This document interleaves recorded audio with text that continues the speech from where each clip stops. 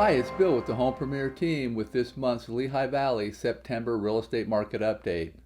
Let's take a look at how the market trends have changed as we dive into fall.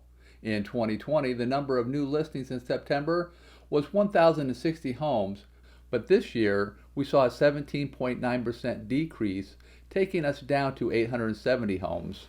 Pending sales and closed sales followed suit, going down with the temperatures. A 5.6% decrease in pending sales took us from 854 homes to 806. And the 12.5% decrease in closed sales that were experienced went from 923 homes to 808. Despite the listing and closing decreases, there was a decrease in the amount of days on the market, which is a good thing for sellers, from 22 days on the market last year to only 16 days this year. There was a 27.3% drop. We saw yet another decrease in the September market when it came to inventory of available homes and month supply.